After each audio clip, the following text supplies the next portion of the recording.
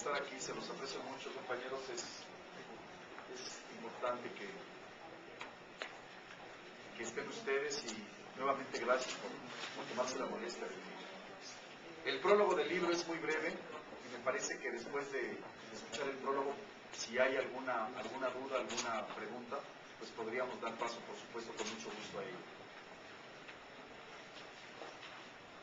Acepté investigar y escribir este trabajo sobre la desaparición de la niña Paulette Guevara Fara con cierta premura de tiempo. Acabo de publicar el caso Wallace, pero por una razón fundamental. Estoy convencido de que a México se le debe o se le debía una explicación seria, profunda y real de este suceso. No se trata en este libro, Paulette, lo que no se dijo, de hacer un recuento del caso, ni mucho menos una síntesis, nada más alejado del propósito original. La intención es aportar nueva información, sin especulaciones, aunque sí recurriendo a hipótesis, cuestionamientos o planteamientos válidos dentro del ejercicio periodístico. Compartir con los lectores situaciones inéditas que hasta hoy eran archivos escondidos bajo 3 llaves en las gavetas de la historia que se pretende olvidar. Nuestras herramientas fueron la investigación, la revisión exhaustiva de documentos, la entrevista, la narración de uno de los casos más impactantes y dramáticos de la época contemporánea del país. Se obtuvieron averiguaciones ministeriales y averiguaciones previas confidenciales, identificadas ya plenamente en estas páginas, versiones hasta hoy desconocidas, infinidad de datos que ayudan a construir una historia, detalles que aparentemente podrían ser triviales, pero que acomodados como piezas de rompecabezas adquieren vida propia. Doy las gracias, por supuesto, a quienes tuvieron la valentía de proporcionarme documentos oficiales tan valiosos hasta ahora inexplorados, ignotos si se quiere. Gracias a aquellos que nos dieron su confianza, su tiempo, sus explicaciones y sobre todo su invaluable aportación personal. Tras conocer con mayores detalles la desaparición de la niña Paulette Guevara Fara y sin asumir, por supuesto, poses detectivescas, porque los periodistas no somos policías, pero sí recurriendo a una experiencia profesional personal, puedo decir como periodista que con base en lo que aquí se escribe en este libro, Paulette, lo que no se dijo, ninguno de los protagonistas de esta historia está exento de cualquier sospecha.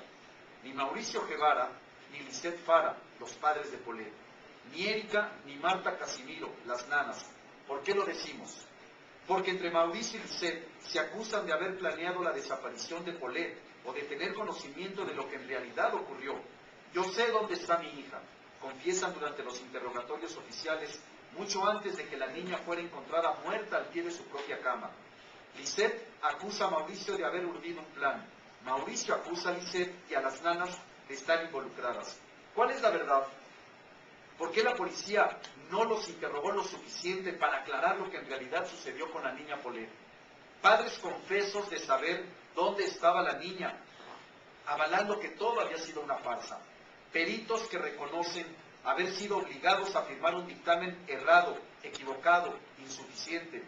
Un procurador de justicia, Alberto Basbás, que ordena mutilar un peritaje. Un subprocurador, Alfredo Castillo, que impide a los peritos hacer un trabajo profesional. Expertos que desmienten científicamente la versión oficial. Hipótesis que se manejan en niveles privados y entre autoridades federales. Lo que no se dijo del caso Paulette, lo que se ocultó. Mañana, seguramente Mauricio y Lisette podrán dar la versión de los hechos, aclarar o confundir más sobre lo que pasó con su hija. Las propias nanas, Erika y Marta Casimiro, quizá intentarán difundir su propia historia sobre lo que en realidad ocurrió. Sin embargo, tanto Lisette como Mauricio, Erika o Marta están, y esta es una apreciación personal periodística, están descalificados para aportar mayores luces a la historia por una razón irrebatible.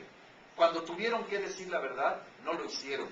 Con su silencio, los 4 lucraron con la muerte de la niña. Con su opacidad, ofendieron su memoria. Hoy son voceros desautorizados por la propia ruindad humana. Al encargado de las investigaciones y hoy Procurador General de Justicia del Estado de México, Alfredo Castillo, se le pidió una entrevista para este trabajo a través de su jefe de prensa, Alfredo Albíter. El silencio fue la respuesta.